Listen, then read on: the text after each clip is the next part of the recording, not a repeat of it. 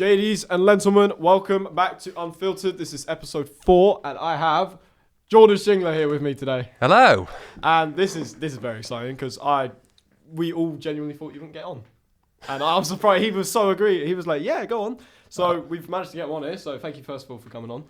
You didn't think you'd get me. I find your lack of faith disturbing. That's... I apologise. It was just because I was like, I don't know what he's going to think, obviously, because this has only just started, and we still don't know if people are taking it serious or not yet. So basically, I was just a bit like, is he going to want to come on it or not? So yeah, but you've managed to get you on here, so I'm very happy with that. I've prepped some questions for you. I've got some from people downstairs, because I was going to get them lot to help me, but Max was talking to him. So I went downstairs. I got some from Joe as well. So, okay. So basically, there's some very good questions here for you. So now I asked this to everyone at the start. Obviously, you don't have to. And I don't even know if you have any. Do you want to shout out any socials or? No, I don't have any socials, I'm afraid. Yeah, I was going to say, I didn't think you had any anyway, but I've just been asking everyone at the start, so it's basically just a mandatory question at this point. We also have Rio behind the camera instead of Cam today. Hello. Cameron was so boring last episode that we replaced him straight away. Joking, love you, Cam. Right, so the first question I've got for you, what do you class as your specialism in music? It'll have to be guitar playing in general, that and music theory, I'd say. Yeah, I've obviously... You've shown me your notebook. His notebook is very impressive. Like, you have a lot of stuff written in there. Because when we did the Jarvis Gallery gig, I was sat in the room downstairs on one of the keyboards, and he come over and he showed he had a bunch of like you had a bunch of chord progressions. I don't know if you remember. Yes, the extensions. Yeah. The idea that you could have, say, a chord like C, but by spreading it out differently, you can suddenly change how you get that sound. So take, for instance, C major 7 here. Sounds lovely there, but if I play it up here, changes the entire dynamic of the sound. Sound as like... Because this is a third inversion, so you've got the 5th note of the chord, this G, on the bottom of it. And compare that to that, worlds apart. Yeah, I think. We should have plugged in this guitar. I feel so stupid. It's fine. I'll pick it up anyway. But yeah, like I was just sat there on the piano, and then he come over and showed me like a whole load of different chords, and they all sounded like really good as well. That's what I found. I was like, whoa, because I'm not like I don't know much about chords and stuff like that because I taught myself how to play the piano. So learning more and more stuff for me is just like it's good to me so that I can actually incorporate into stuff that I play.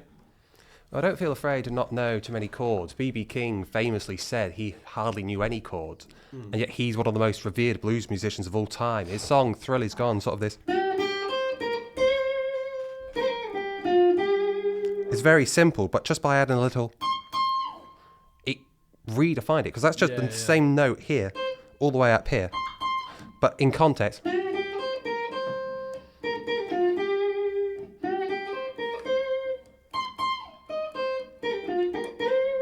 It sounds amazing. Yeah, it does. It is just this basic idea.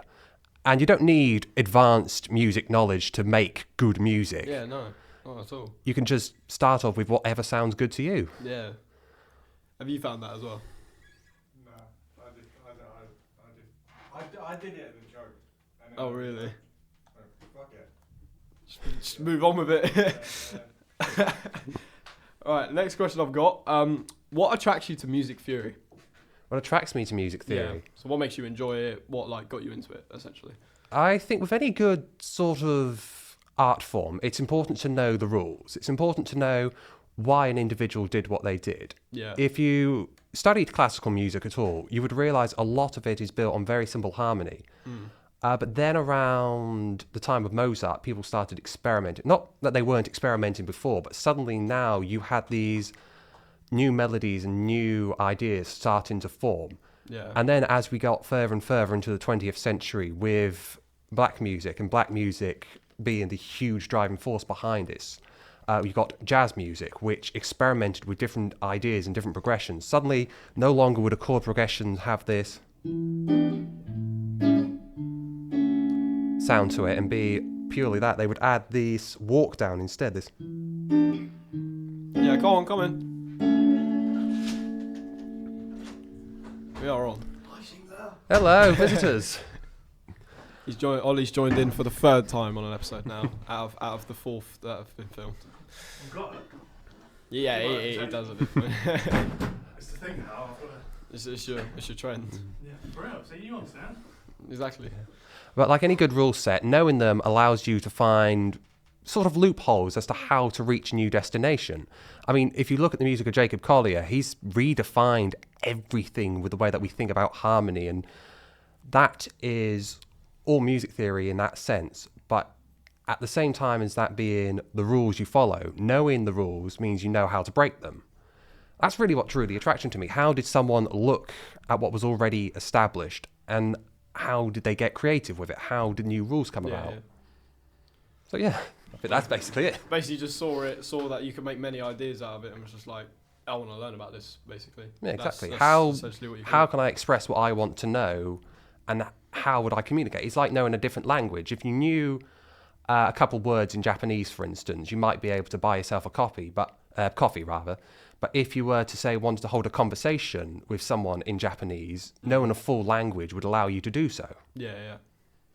So that's essentially that's the way you'd put music theory, yes. Yes, it's like learning another language so you could communicate with your other musicians, knowing if they play one thing, how you could respond, how you could add different elements to it, and Like you could take something simple and turn it into something better. Yeah, exactly. Just adding more to it, just because you have the knowledge to. And you could add more instruments, you could add more chords, you could just add more sounds, and you can eventually take a simple piece of music and just evolve it.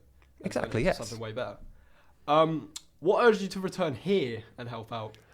So I wanted to be a teacher for a while.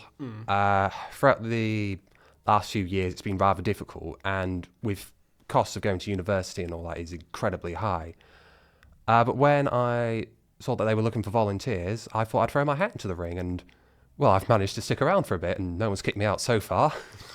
Well, we all enjoy you being here, so Oh, thank you. That's nice to hear. so we'd rather you stay here. So what? Nice water, bro. Don't. This video is sponsored by water. Drink water. You can find it anywhere.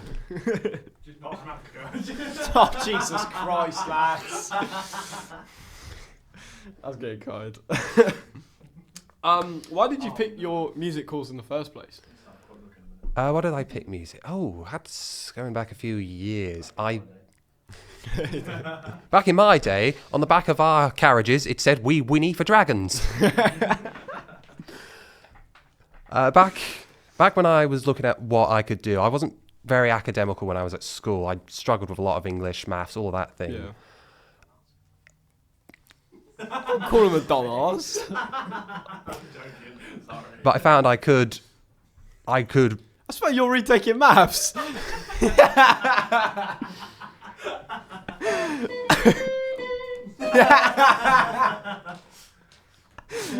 This is brilliant. So I couldn't get on with your traditional subjects, but I could find myself being rather creative quite easily. Yeah. I don't know whether that's to do with the environment I grew up in or whether it is just the way my brain's wired. But I could always find myself leaning towards music and towards creating stuff. I mean, I did woodwork at school as well. I could build a couple bits and pieces together there. But it was guitar and music in general that really stood out to me. Yeah. I think the one that really made me want to go and study music, though, was a musician by the name of Mike Oldfield. He had the song Tubular Bells. The whole album Tubular Bells. Yeah. And one of the songs from that album was used as the theme for The Exorcist later on. Yeah. And he started writing when he was 14, which was my age at the time. And I kept studying up on his ideas and his philosophy. And that one album, Tubular Bells, was picked up by a musician, by a company director by the name of Richard Branston, who hadn't started a real company yet, set up Virgin Music, and, well, the rest is history, as they say. And I wanted to sort of do that. I wanted to create in the same way Mike was creating, because none of his albums followed a certain flow or certain genre. It's just whatever he wanted to create. It's almost like a mixtape. When people make mixtapes, they don't stick to a certain theme. They just kind of make a whole bunch of random music and then just throw it all together. Like, yeah, they're just like you could be listening to a mixtape and you could go from like a really sad song 1 minute to a song that's like really banging drums like loud and all that. It's almost kind of like a mixtape then in a way. Obviously, a mixtape of his own music that he's created. Album that he weaves together. Even when you listen to it now, it still feels very futuristic in the way that it was developed. When was this released? 73, I think it was. Oof. That's, bro. Like, if you imagine, like, still listening to something that's like, what? That's like 50 years old now? Like, yes, 51 years? 51 years old, yeah. Listening My to, mum. Fucking hell. listening to something that's 51 years old and still thinking it's futuristic sounding, you know that you've done a good job. Like, if you've made something that long ago and people can listen to it modern day and be like, wow, like this still feels like this feels like something someone could release now and it'd be the exact same. Like, you know you've done a very good job. Next question I've got is how long have you played guitar for? I think just on 15, 16 years now. I started when I was really young. My dad played guitar for a bit, and I wanted to get involved as well. So he chucked a cheap Encore guitar my way, and off I went. How much did the guitar cost? I think it was about £120 at the time, because it came with a little amplifier as well and a cable, so you could plug in and you could sit there and you could go. No. No. Over and over again to your heart's content until eventually you got the riff. And it took a hell of abuse, I would say, from me just playing it nearly every day. But at that point, you're not really thinking in a way of practicing. You're just thinking of, I want to play that song. I've heard this new song by Black Sabbath, at least new to me at the time, which sort of had that. Yeah. And that you want to get into and you want to be able to play it. Even if you just start off with that, eventually you develop that sense over time. That's why I wanted to play. I wanted to be, well, at first I wanted to be, I think it was Bon Jovi's. I wanted to be like Bon Jovi. Then I wanted to be like Randy Rhoads, you know.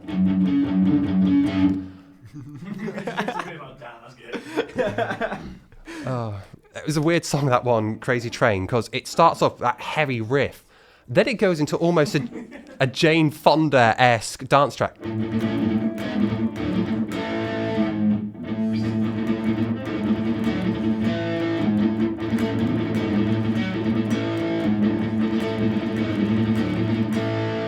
Back to another heavy riff. It's just madness. Yeah. Did you sorry, go on. I was gonna say, after that I got into Clapton, I got into Page, all of the big guitar stars of the 60s and 70s. Yeah. Then I discovered a man called Steve Vai, and after that all I wanted to do was just play guitar. Yeah. Literally just got onto guitar because Yeah. I mean, he was of that era of 80s guitarists who had, on top of their weird solos going, you look so impressed by that. Oh. They also had these really clean.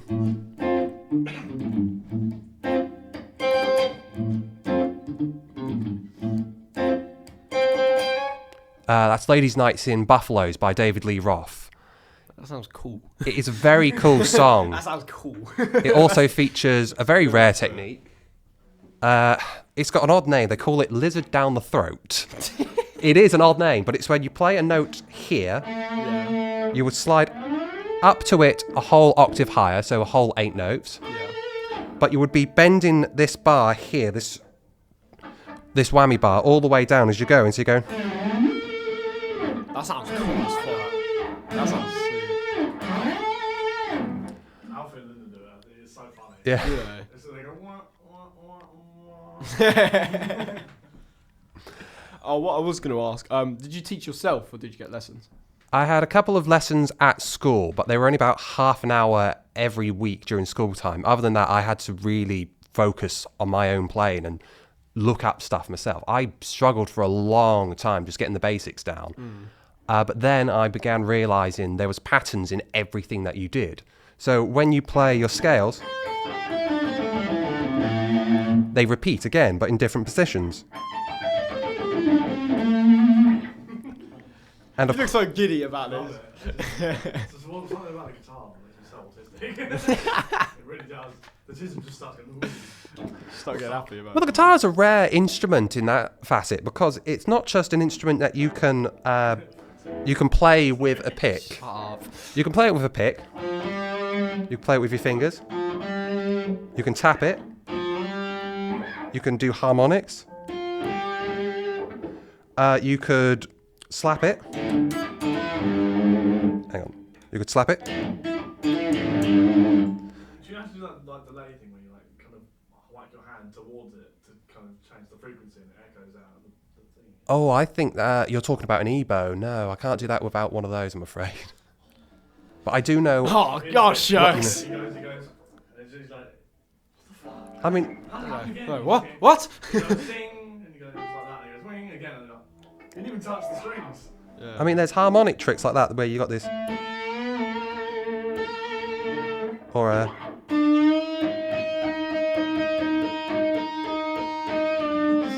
look at me every time, you're like, ooh. very Van Halen-esque. Yeah, very like, ooh. I've got one question. Go on. How much did that cost you, that guitar there? I got this second hand. It hadn't been played much, so I only paid about £500 for it. Only. Oh, yeah, only. Yeah, To only. be fair, that is quite cheap. Compared to what Yeah, That's only 500 as well. yeah, for guitars, that's pretty good. Yeah, that's Compa- pretty good. compared to what most premium RGs, because this is a premium RG made in Indonesia, it's one of the highest models that Ibanez produced, along with their Gems and Pia series. It's very good, and also, don't know if you'll pick it up on the back, it's got a special system on the back for adjusting this trem arm, as they call it. It's a whammy bar, but for some reason it was marketed as a trem. And it's very advanced. It allows me to do stuff like that. And it does keep in tune.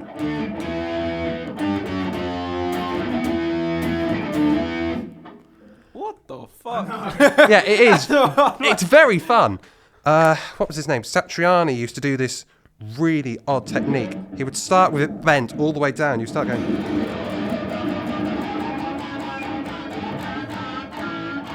I could hear that being played in a guitar solo. I could hear that being in a solo.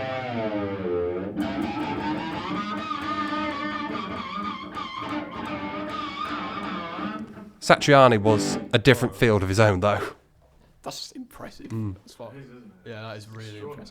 impressive. I'll be honest with you. I haven't actually really sat down with many guitarists and like spoke to them about guitar, and I feel like I should have, but now I actually am, and I'm just impressed as fuck. That's a simple way to put it. I'm just sat here like, oh my god, guitar. that's the simple way I can put it. I'm like, what the hell am I like? What is going on? What am I witnessing? Like, it's incredible. Thank you. Like really good. Like Jesus. Like I'm like what? I can't believe I've never actually sat down with anyone who plays guitar before. I feel like I should, because I've listened to Abgron downstairs, and obviously I've watched him play. But obviously, although you can hear guitar, you mainly focus on Ben smashing shit out of the drums. It's just like it's just like absolutely smashing the drums in. But like, yeah. Another thing I feel like schools should really up their music lessons. Yeah, because I mean, when I was at school, for the whole like 2 years that they were, I mean, weren't COVID. Yeah. It was you know, you're always either doing something else, or you got like 15 minutes of a lesson to do something. You're like, well, that's how long it takes me to get there and back. So I get there, do 5 minutes, and I'm on my back. Yeah. So it's I like feel like music lessons in school should be like, because once a recognised. week, right? Say it's on a Wednesday, so it's like midweek. Yeah. You're gonna forget essentially everything you did last week. Oh yeah. Like, Because, you know, You'll remember about 20% of it at most. You'll forget most of it, and you'll have to be reminded. Like, I feel like music lessons should be like 3 times a week or something like that, but make it during lunch, because then like you're choosing to do that. Because if you're choosing to want to learn this instrument, you got to give up some of your own time. Yeah. Like, Oh, yeah. I feel like obviously they shouldn't be in lessons, like as much as people maybe like. You're looking at me talking to me. Oh yeah, that's true. I feel like I can say music bad. for a long time used to be one of the mandatory things in schools, but with the last few years of budget cuts to schools, they ended up getting cut back because they were considered non-essential. But this country in particular has had some fantastic. Oh, No, it stays on. Don't worry. Oh, sorry. For a horrid moment, I thought, oh no, it's Crash. No, this happened. Quick, somebody, he's dying. It's happened twice during your episode. Literally, because when we first did it, I didn't realise it could go idle, and I saw it and I was like, no, and I was like, oh my god, it's gone. I started panicking. I was like, oh my god. But no, this country in particular has had some incredible musicians. You've had Elgar, you've had Holst, who, if you've never listened to them, you will know their names, because last week was Remembrance ceremonies across the country. Poppy Appeal, Armistice Day, call it what you will. And a lot of the old marching songs were played. As well as that, though, there was I Vow Thee to Thy Country, there was the Elgar's music, what was it called? Nimrod, which was played. That wasn't even remotely close. Well, Nimrod, it's actually that's an offensive word against someone. Oh, Nimrod, alright. literally. I mean, we've had a vast musical tradition, but it had been ignored up until about the turn of the 20th century, when suddenly the Germans had a word for us. I can't remember it, but it was along the lines of a country without music, or a country without soul, because there was no massive musicians from. You just took a photo of me. No, I was going. Oh, okay. There was no massive musicians from the British Isles that could rival the types of your Bachs, of your Mozarts. Yeah. And suddenly along comes these musicians who start producing these incredible works. And then as we go further into the 20th century, about halfway through, you get skiffle music. And skiffle music was basically banjos and guitars and men playing on the streets of a ruined Britain after the Blitz. And these musicians then start getting into American rock and roll. I can hear Still Dre being played downstairs. I don't know if you can hear it. Can you hear I could hear it somewhere, yes. That's this piano down there, isn't it? Whoever's doing that, you're interrupting. But it's a good song. So these skiffle bands then started swapping over to American rock and roll. And one of these skiffle bands changed a couple members and became known as the Beatles. And suddenly you get the British invasion of all these blues musicians and all these rock and roll musicians going over to the States. And since really about that point, I think Britain has been synonymous with music and with the culture of it. And it's sad to see it slowly start to decline in English schools and British schools nowadays, because when I think of Britain, I do think of a lot of the music that has come out from there. Yeah. And from out of these walls, I mean, we have a very rich history. This is a culture that's given us Morris dancing, men chasing cheese down a hill for a competition. Have you seen that? That's brilliant. I've watched it so many times. I mean, very few countries in the world can particularly point out and say these musicians represent all of us, and we are one of the even rarer ones who can say we've existed for thousands of years, or over 1,000 years, and we've got bountiful amount of musicians we can choose from. Yeah. Like I say, if you're into classical music, you've got your Holst and your Elgars. If you're into pop, I mean, you've got all the pop musicians out at the moment who are doing absolutely massives in the charts. But then going back into sort of your 80s and all that, I mean, from 1950 to 2000, you had Cliff Richards having a number one song in every single decade. No other musician's done that. Not American, not French, not German, none. But Cliff Richard has. And you won't find that anywhere else. Wrong. Was it wrong? Michael Jackson as well. Not in the 50s, not in the 60s. From the 50s, 60s, 70s, 80s, 90s, and 2000, he has had one number one. Maybe not the 50s. Not the 50s, or Rio just got fact checked. He tried to fact check and got fact checked back. Maybe not the 50s. Jackson 5 existed in the 50s, isn't it? no, Michael Jackson, I think he was born 52, 53? Yeah. 58, was it? Yeah, so even. Yeah, he was in the Jackson 5 at 2 years old, trust. It probably was, to be fair.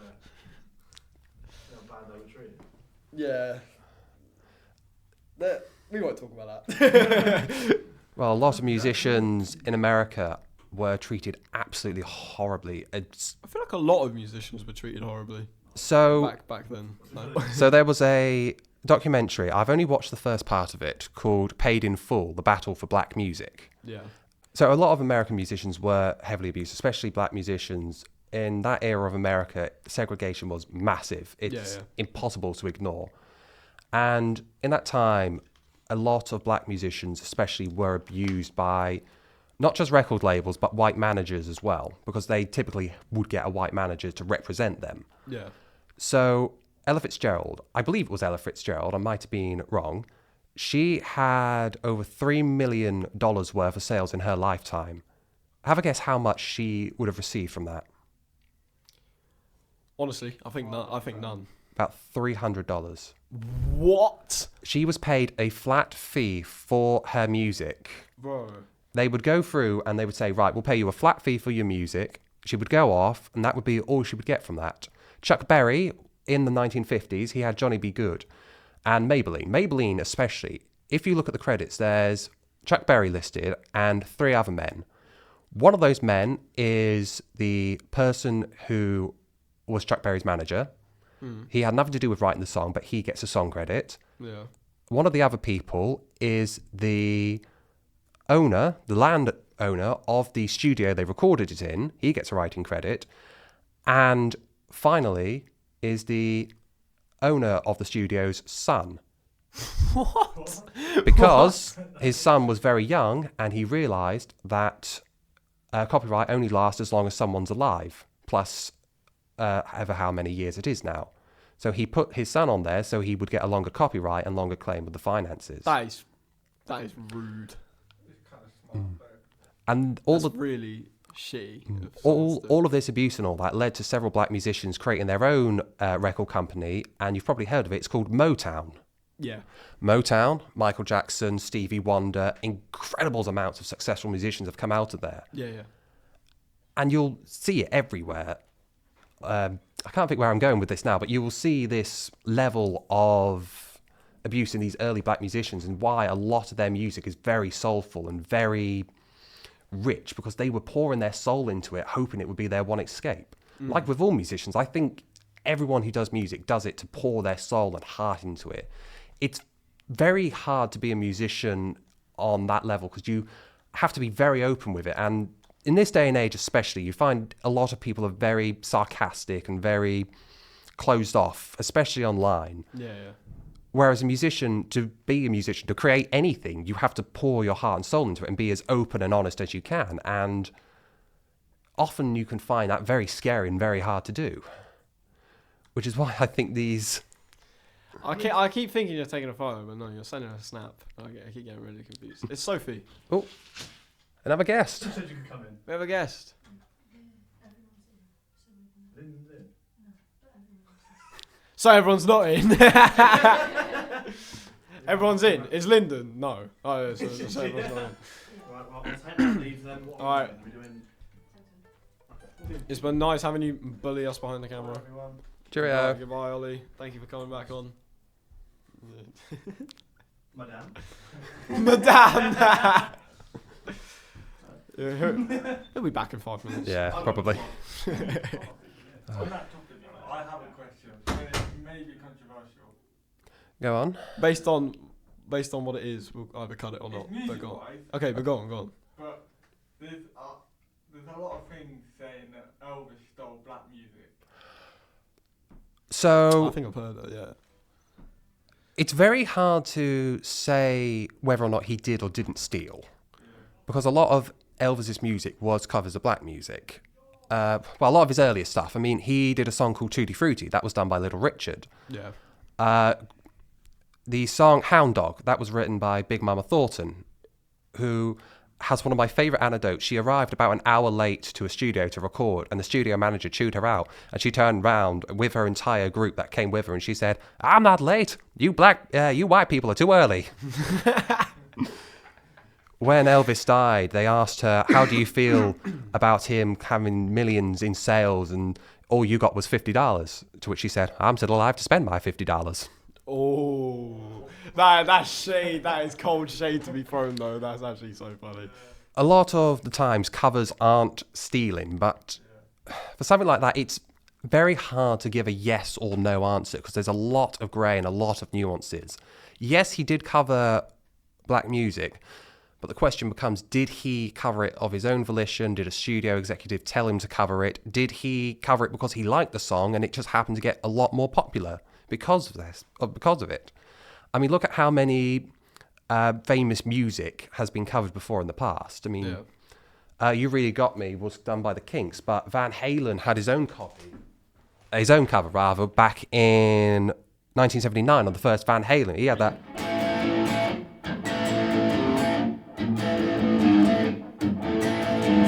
Where he added all sorts of crazy sounds to it. Would you say that was stealing from the Kinks, though? Again, you wouldn't say that, but with the way that black musicians were treated in the early sort of part of the 20th century, it's hard to argue it. I'm no expert on black music. I've probably gotten a couple things wrong in this interview, and I'll be the first to hold up my hands if I have. But saying he stole is, I don't know, it's very controversial. Yeah, it is. It's not as simple as saying yes or no, because, all right, Elvis Presley started doing gospel music, and a lot of famous black musicians got their start with gospel music. Yeah. I mean, Aretha Franklin, for one of the most famous singers of all time. And so, if you cover a song, would it be technically stealing? If I did a cover of a song by Living Colour, their guitarist, Vernon Reid, is black, would you say that's me stealing from a black person? No. I wouldn't say it is, but he's also had all the credit for his music. We know who wrote the song. It's again, very difficult to argue either or, because it's a very difficult subject to breach. When do you start saying whether somebody who did a cover of a piece of music that wasn't popular with a group of people and then suddenly got very popular? Jeff Beck, he did a song called Nadia, which was a cover of an Indian song, a traditional Indian classical music. And that's very popular over here. Eric Clapton did a song called I Shot the Sheriff. That was a cover of a Bob Marley song. A lot of people know Bob Marley, and a lot of reggae fans know Bob Marley's done that song. And a lot of blues musicians also know that Eric Clapton did I Shot the Sheriff. But there's also a very big gap in between musicians who don't know either or. I didn't know Bob Marley did a version of I Shot the Sheriff. I didn't know he wrote it until I was about 15.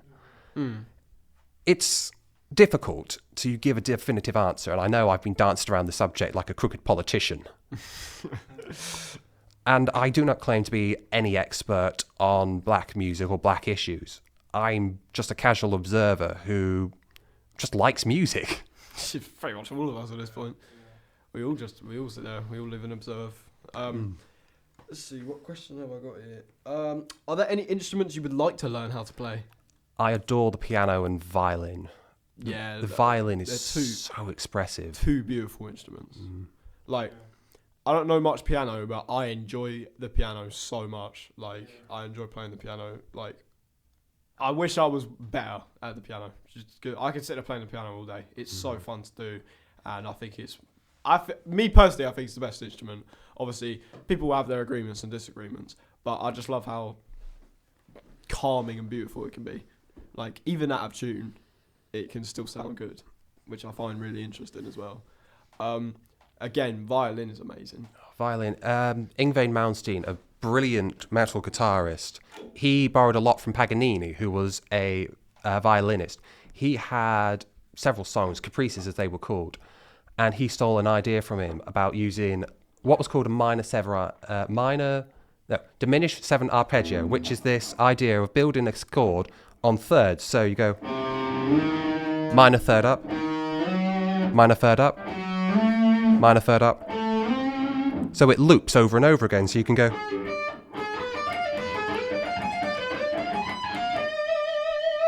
And again, he borrowed from violin because he loved the sound of it as well. Yeah. Of course, everyone who has seen the film Crossroads with Steve Vai, brought it back round. Yeah. He had this rundown.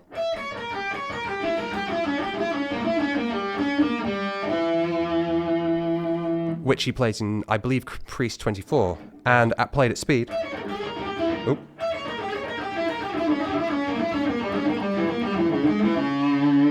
I think that's what it goes anyway. It's been a long time. And it's a very hard song as well. Yeah. But that's a thing. He set up the standard for what violins were and was considered a radical and a maverick at the time, Paganini. But then suddenly, fast forward to the modern day, there are people who are in sort of elementary school, as they would call it, or, you know, your early years of school, who can play this song because it's become standard. Violinists almost see it not as a challenge, but as a piece that they would just play. Yeah. In the same way that piano has become. I mean, C.P. Bach, who was the son of Johann Sebastian, he wrote a bunch of exercise pieces for piano that were considered radical, but now everyone practices them, everyone knows them. Yeah. It's almost strange because the more advanced music gets, the more advanced every musician gets. I mean, all right, back in the 80s, the idea of Steve Vai doing...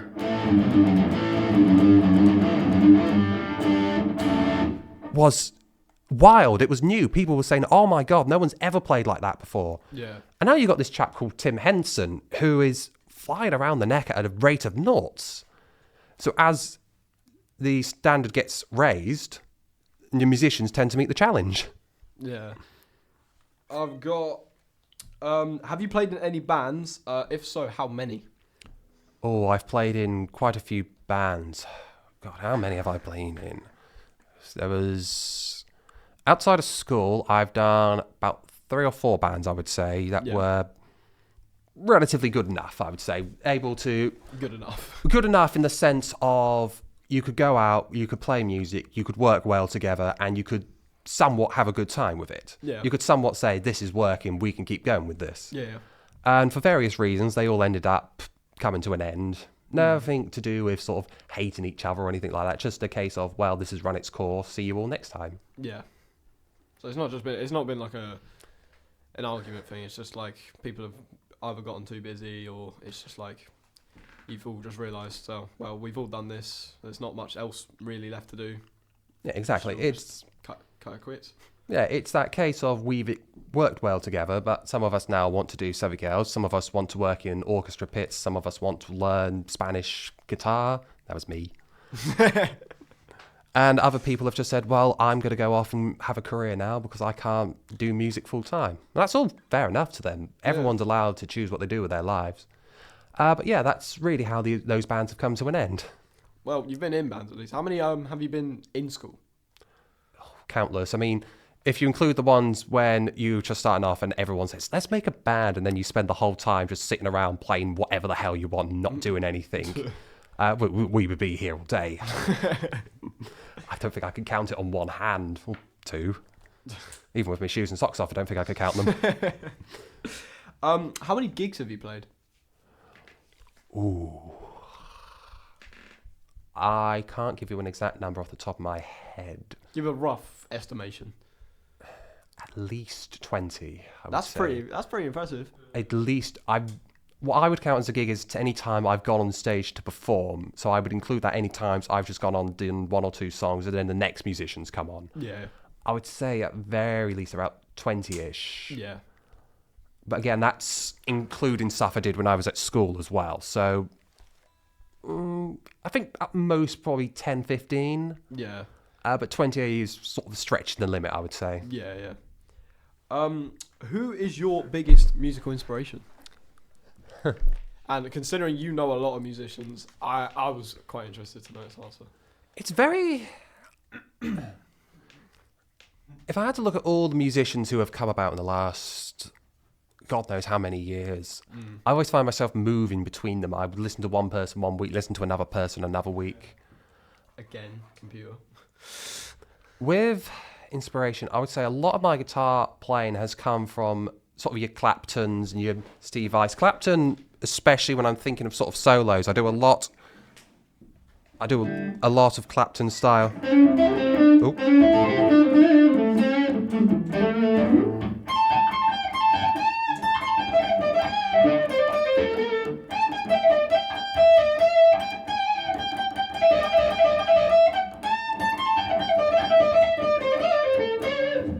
I do a lot of Clapton. I thought he does that so casually. Like it's impressive as hell when he's just sat there like casually doing it. I'm like, Steve Vai though, I love the way Steve thinks about not just how he plays but harmony as well.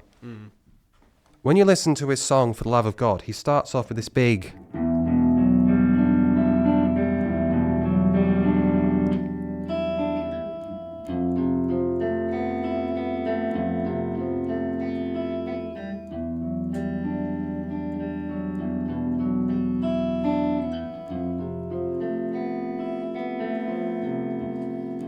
these big, open, expressive chords. And then in other songs, it can be a really rocky...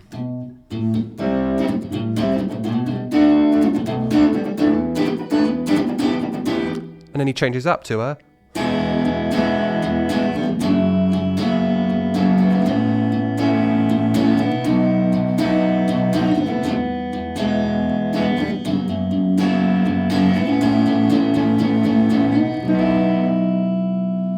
But at the same time, his solos as well will have a lot of these...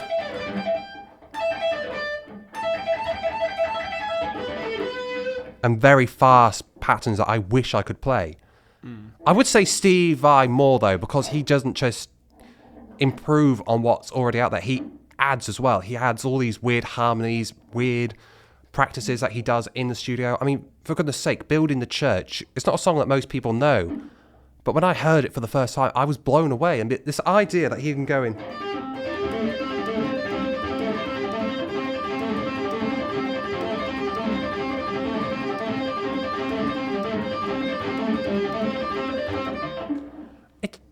How does he do it so casually? Like, I mean, it was the first time I ever heard anyone doing that style of performance of using the guitar like a piano. yeah. Which, of course, led me to other musicians. But I would say those two are the really big ones when I'm thinking sort of guitar. When I'm thinking of other instruments, I quite like a lot of John Williams, the film composer. His work has completely blown me away over the last, God knows, about 50, 60 years now he's been writing music. You hear some of his stuff and you just end up inspired. You feel yourself either in a different world, whether it be a world that's bright and happy, a world that's dark and evil, sometimes a world that's very perturbed, maybe. I would say, yeah, that's sort of my big three at the moment. Sort of your Claptons for your style of playing, even if he has done a bit dodgy stuff the last few years.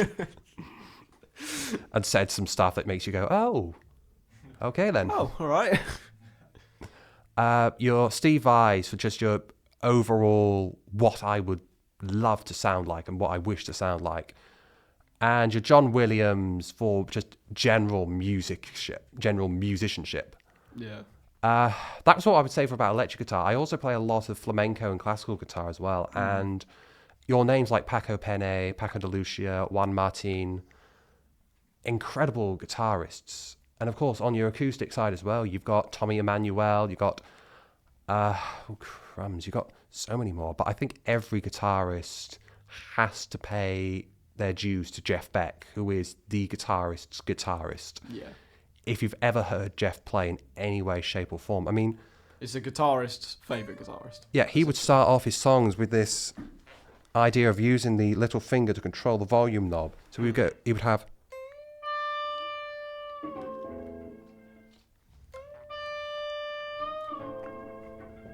And then he would do the exact same bit again, but with the whammy bar. Of course, playing with his fingers. He got very experimental. got very experimental, but all of it was done for the sense of expression. Everything he did. He passed away, I think, a couple of years ago now, and that was a great loss.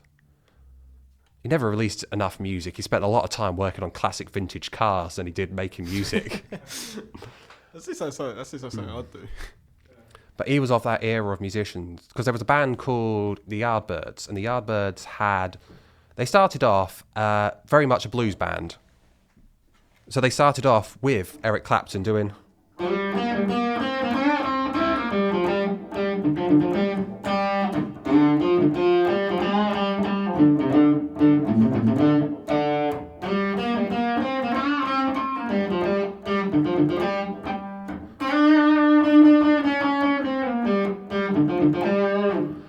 Then Clapton left after they got rather poppy, Incept's Jeff Beck, who plays with them for a bit before he does his own stuff. Jeff Beck's Guitar Shop, I think, was the first album he did after he left that. Then they started getting in different singers and different guitarists. Then they got a guitarist and singer in who said, you know what, we're really good together, let's form our own band. And I don't think they were in at the same time, but they go off and do their own thing. Next thing you know, they put out an album.